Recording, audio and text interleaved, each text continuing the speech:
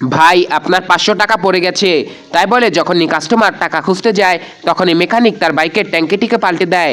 এরপর লোকটি বলে, ও আমার সঙ্গে চালাকি, ঠিক আছে। আরে ভাই টাকা পেয়েছেন? আরে হ্যাঁ পেয়েছি, টাকা পকেটেও রেখে দিয়েছি। আচ্ছা ভাই আপনার বাইকের ট্যাঙ্কিটি নষ্ট হয়ে গেছে, এটা পাল্টে দিব? আরে হ্যাঁ পাল্টে দাও। আর বাইকের যতগুলো পার্টস নষ্ট হয়ে গেছে সবগুলো পাল্টে দাও। ঠিক আছে ভাই।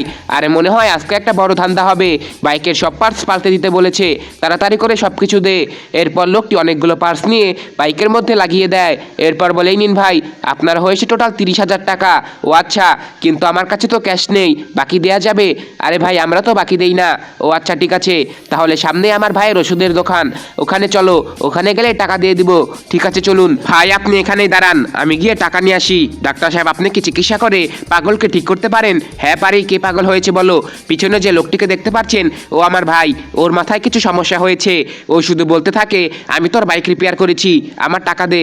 আসুন আমরা দেখছি। হ্যাঁ চলুন। আরে ভাই আমার টাকা দাও। আরে কিসের টাকা? আমি আপনার বাইক রিপেয়ার করেছি, সেটার টাকা দিন। ডাক্তার সাহেব দেখলেন তো? হ্যাঁ দেখলাম, চল আমার সঙ্গে, এবার আমরা তোকে টাকা দেবো।